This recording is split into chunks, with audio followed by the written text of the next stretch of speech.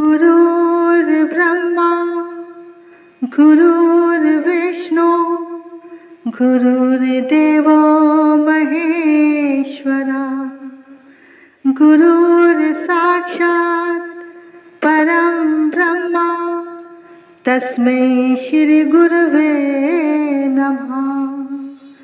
तस्मै श्री गुरुवे नमः।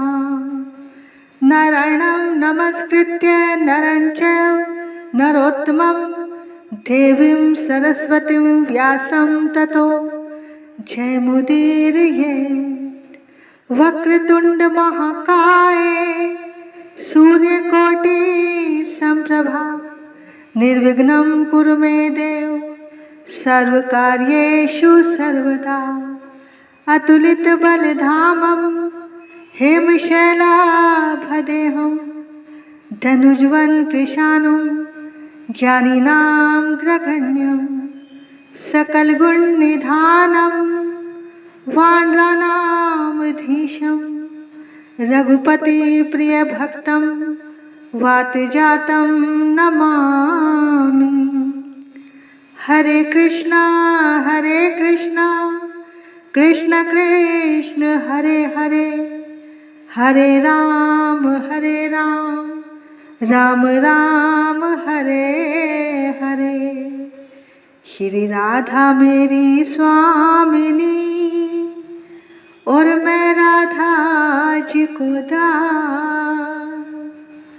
जन्म जन्म मोहे दीजिए श्री वृंदावन वास।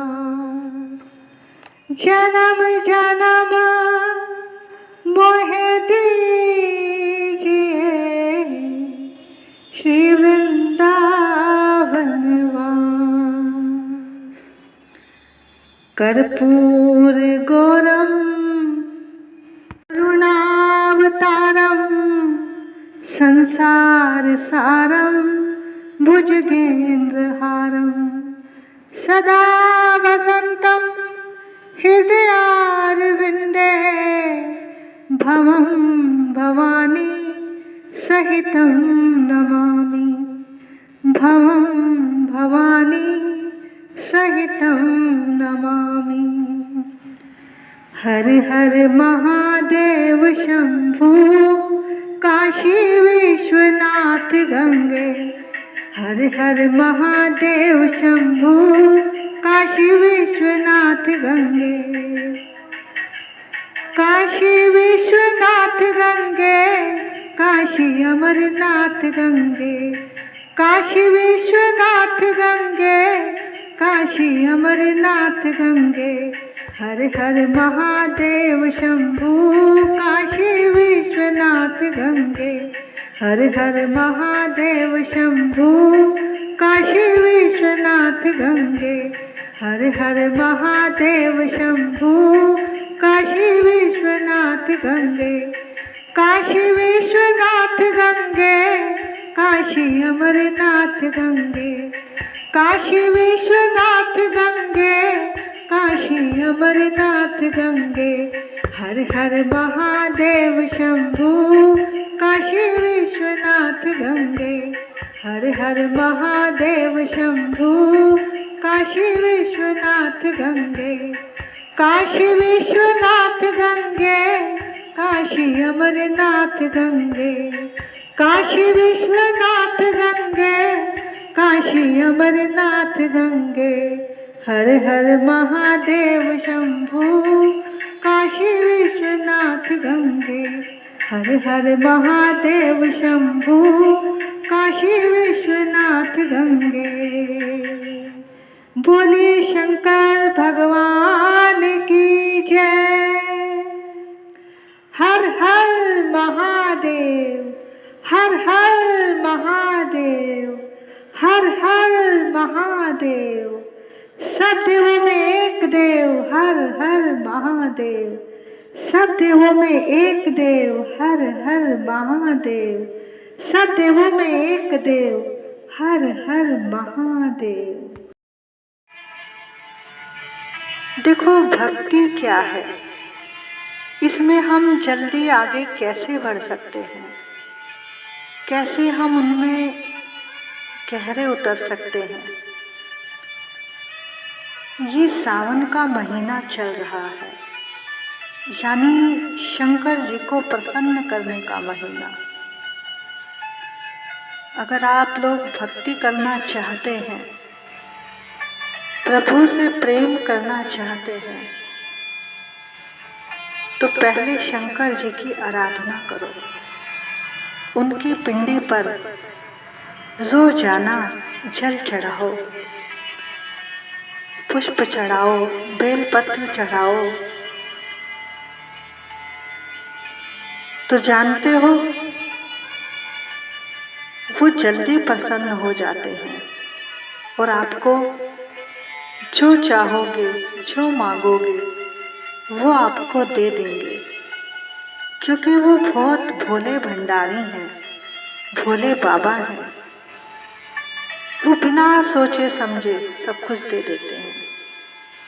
तो अगर आप चाहोगे प्रभु का प्रेम पाना, अब आगे पुरुषोत्तम मास आ रहा है, अधिक मास जिसे बोलते हैं, 18 तारीख से, 18 जुलाई से। तो आपको अगर ठाकुर जी की भक्ति चाहिए, उनका प्रेम चाहिए, तो पहले शंकर जी से आशीर्वाद लो, उनकी आराधना करो। बोलिए शंकर भगवान की जय, शिव महापुराण की जय। आइए आज हम आगे के प्रसंग में चलते हैं। आज नारद जी का प्रसंग आता है। एक बार देवऋषि नारद जी बद्रीनाथ आए और आकर भगवान के दर्शन किया और गंगा के किनारे किनारे चल रहे थे। तब थोड़ी आगे जाकर उन्हें एक सुंदर सी, एक बड़ी सी गुफा दिखाई दी। नारद जी ने अंदर जाकर देखा, सुंदर सुंदर वृक्ष लगे हैं, शीतल जल बह रहा है और सुगंधित पवन चल रही है। बहुत शांत वातावरण देखकर नारद जी ने सोचा, ये जगह भजन के लिए बहुत अच्छी है। देखो, एकांत स्थान जोगी और भोगी दोनों को प्रिय है। भोगी भोग भोगने के लिए एकांत चाहता है और जोगी भगवान के ध्यान, उनके चिंतन के लिए एकांत चाहता है। अब नारद जी बैठ गए, उनकी समाधि लग गई। उधर देवराज इंद्र घबरा गए, कहीं नारद जी तप करके मेरा सिंहासन न छीन ले। इसलिए उनकी तपस्या को भंग करने के लिए उन्होंने कामदेव और अप्सराओं को भेजा, जाओ जाकर नारद जी की तपस्या को भंग कर दो।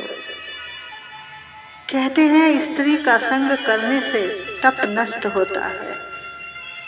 इंद्र जब भी कोई तपस्या करता है, संसार में जब भी कोई तपस्या करता है, तो इंद्रदेव किसी अप्सरा को भेज देते हैं उसका तप नष्ट करने के लिए। अब अप्सराओं ने, कामदेव ने बहुत कोशिश की नारद जी का ध्यान हटाने की, पर नारद जी प्रभु के ध्यान में लीन रहे। अब कामदेव और अप्सराएं आकर उनके चरणों में आकर गिर पड़ी। नारद जी को जरा भी क्रोध नहीं आया, उन्हें आशीर्वाद दिया, लेकिन मन में एक अभिमान हो गया कि मैंने काम को जीत लिया। देखो, काम को जीतना किसी इंसान के बस में नहीं, ये तो जिस पर प्रभु कृपा करते हैं वही काम, क्रोध, मोह, लोभ पर विजय प्राप्त कर सकते हैं। भजन करने से प्रभु की कृपा होती है, भक्ति मिलती है और भक्ति से भगवान मिलते हैं। प्रभु से यही प्रार्थना करो। जिस वक्त भगवान शंकर जी समाधि में थे, तो जब उनके पास कामदेव आए थे तो शंकर जी ने उसे श्राप दिया था और उसे भस्म कर दिया था, और इस जगह पर तुम्हारे लिए कोई स्थान नहीं। यहाँ खड़े होकर जहाँ तक तुम्हारी दृष्टि जा रही है वहाँ तक तुम्हारा कोई असर नहीं होगा। और आज कामदेव जब आए तो वो वही जगह थी जहाँ पर नारद जी तपस्या कर रहे थे, जहाँ शंकर जी ने कामदेव जी को श्राप दिया था। लेकिन नारद जी समझ रहे हैं कि मैंने काम को जीत लिया। अब जिताया तो भगवान शंकर की कृपा ने, पर उन्हें अभिमान हो गया कि मैंने काम को जीता है। देखो, जहाँ पर ये मैं आ जाता है ना, वहीं से पतन शुरू हो जाता है। अब नारद जी ब्रह्मा जी के पास पहुँचे। पिताजी, मैंने काम को जीत लिया है। ब्रह्मा जी ने कहा, अरे काम ने तो हमको भी पराजित किया है। अगर तुमने जीता है तो कोई प्रभु की कृपा ही हुई होगी, उनकी कृपा से ही जीता होगा। पर इस बात का अभिमान न करना, और ये बात मुझे तो बता दी है, पर और किसी को मत कहना। लेकिन वो नहीं माने और भगवान शंकर के पास चले गए। जय हो भोले भंडारी की। शंकर जी बोले, आओ आओ नारद जी, क्या बात है? प्रभु, मैंने काम पर विजय प्राप्त कर ली है भोलेनाथ। तब शंकर जी ने कहा, नारद जी, ये बात मुझे तो कह दी, नारायण जी को मत कहना कि मैंने काम पर विजय प्राप्त कर ली है। क्योंकि काम को जीतना व्यक्ति के बस की बात नहीं है। व्यक्ति अगर वृद्ध भी हो जाए तब भी वासना बनी रहती है। ये ईश्वर की कृपा से ही संभव है। शंकर जी ने भी बहुत समझाया कि मुझे तो बता दिया, पर नारायण को मत बताना। लेकिन नारद जी नहीं माने और विष्णु जी के पास पहुंच गए। तब उनके पीछे भगवान शंकर ने अपने 2 गणों को लगा दिया। अब पहले तो जाकर नारद जी भगवान के दरबार में प्रणाम करते थे, लेकिन आज भगवान स्वयं उठे और चलकर आए और भगवान ने उन्हें अपने पास बिठाया और पूछा, कहो कैसे आना हुआ देवऋषि? नारद जी बोले, प्रभु, ये काम सबको नाच नचा रहा है, परंतु हमारे आगे नाक रगड़ कर गया है। अरे मैंने उसको पराजित कर दिया। तब भगवान ने कहा, जो कुछ भी होता है प्रभु की कृपा से होता है, जीव कुछ नहीं कर सकता। पर प्रभु, काम को जीत पाना कोई सरल कार्य नहीं, लेकिन मैं जीत कर आया हूँ। बस यही बताने आपके पास आया था। अब भगवान ने सोचा, मेरे भक्त को अभिमान हो गया है, इसके अभिमान को तोड़ने के लिए कोई लीला करनी होगी। आगे सूत जी बताते हैं, हे ऋषियों, जब नारद जी विष्णु भगवान के पास से चले गए, तब भगवान ने उनके अभिमान को तोड़ने के लिए एक लीला की। जब नारद जी जा रहे थे तो वहाँ विष्णु जी ने रास्ते में ही अपनी माया से एक विशाल नगर की रचना की। वो नगर बड़ा ही अद्भुत, बड़ा ही मनोहर था। भगवान ने उसे अपने वैकुंठ से भी अधिक रमणीय बना दिया था। वहाँ बहुत तरीके की सुंदर सुंदर वस्तुएं थी। वहाँ शील निधि नाम के राजा राज्य करते थे। वे अपनी पुत्री का स्वयंवर करना चाहते थे। उन्होंने एक बहुत बड़े उत्सव का आयोजन किया था। उनकी कन्या के वरण के लिए चारों दिशाओं से बहुत से राजकुमार भी पधारे थे, जो सुंदर सुंदर वस्त्र आभूषण पहनकर सुशोभित हो रहे थे। उन राजकुमारों से वो नगर भरा हुआ दिखाई दे रहा था। ऐसे सुंदर नगर को देखकर नारद जी मोहित हो गए। वो राजा शील निधि के द्वार पर पहुंच गए। वहां नारद मुनि को आया देखकर राजा ने उनका आदर सत्कार व पूजन किया और फिर अपनी कन्या विश्व मोहिनी को बुलवाया और नारद जी के चरणों में प्रणाम करवाया। उस कन्या के रूप को देखकर वह हैरान हो गए और कहने लगे, हे राजन, ये देव कन्या के समान सुंदरी कौन है?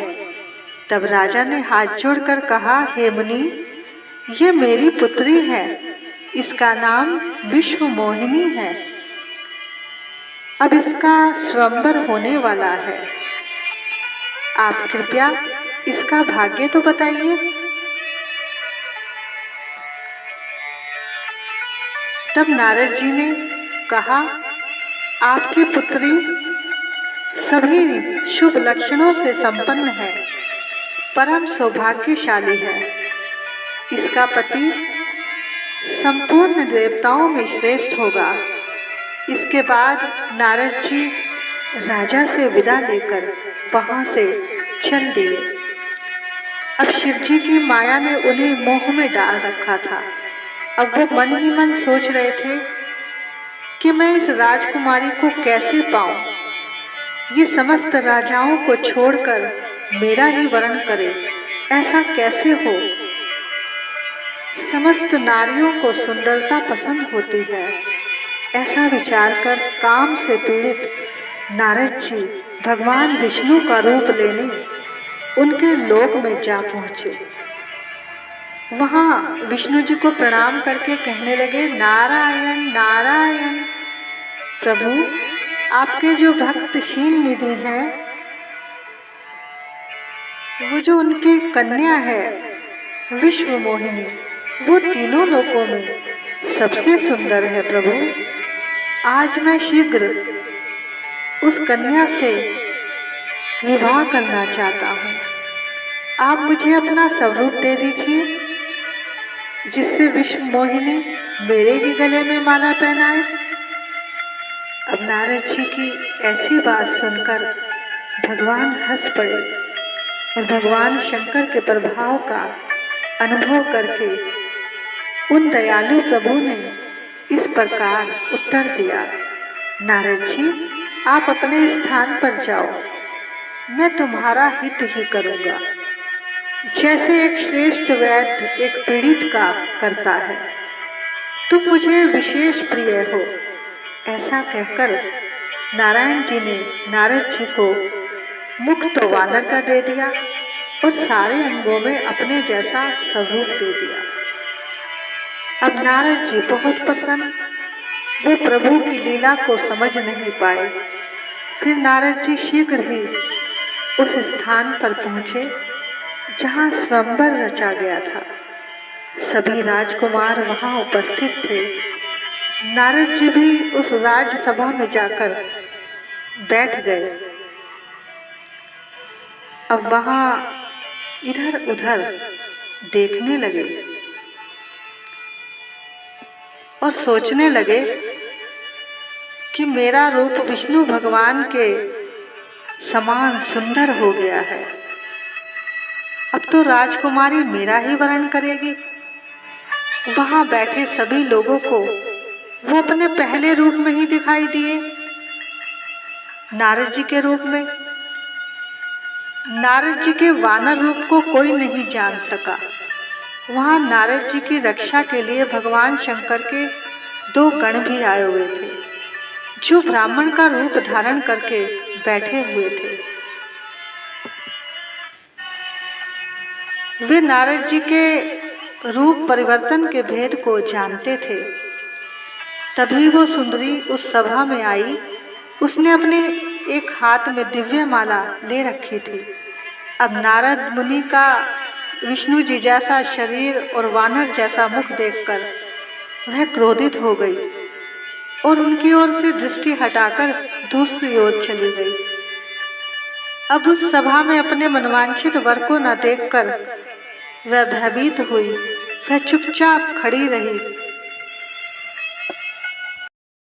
किसी के भी गले में माला नहीं पहनाई। तभी वहां विष्णु भगवान आ पहुंचे,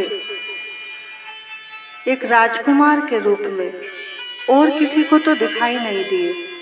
अब भगवान को देखकर वो अति प्रसन्न हुई। उसने तत्काल ही उनके गले में वरमाला पहना दी।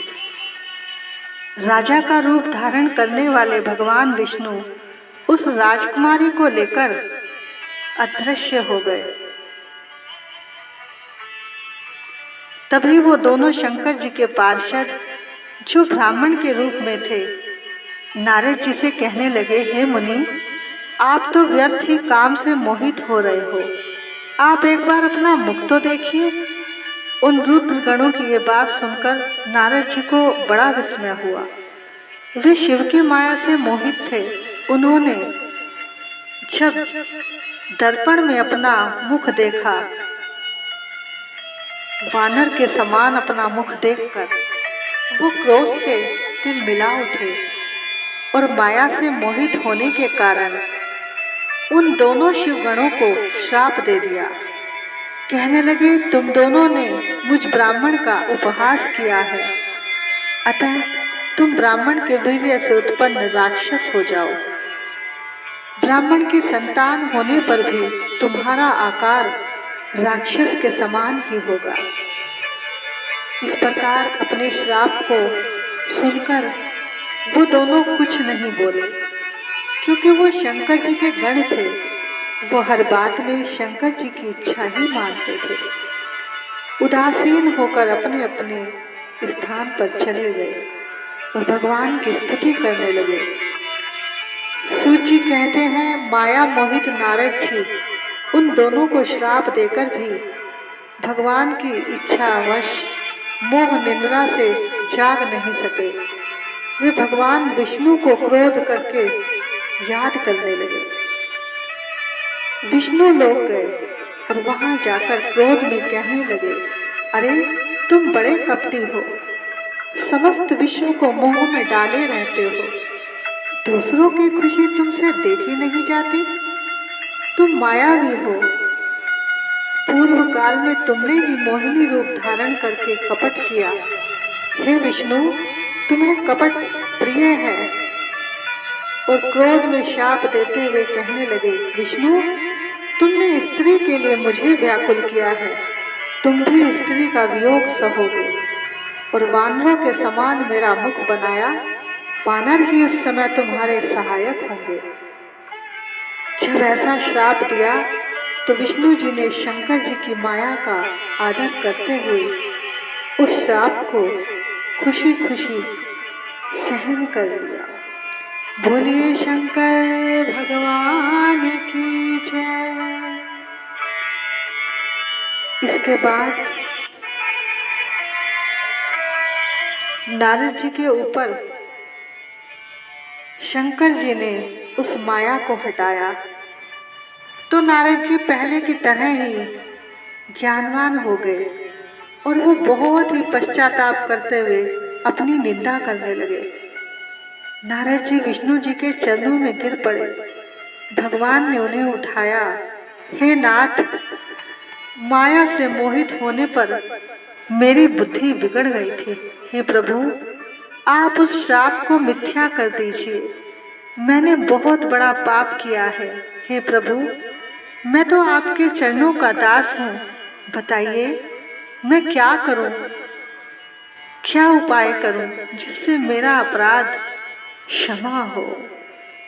और कहने लगे, हुआ है अपराध मुझसे स्वामी, हुआ है अपराध मुझसे भारी, क्षमा हो स्वामी, क्षमा हो स्वामी। ना समझी माया प्रभु तुम्हारी, क्षमा हो स्वामी, क्षमा हो स्वामी। मैं नाम तेरा लिया करूँगा, मैं नाम तेरा लिया करूँगा, तुम्हारी पूजा किया करूँगा, तुम्हारी पूजा किया करूँगा।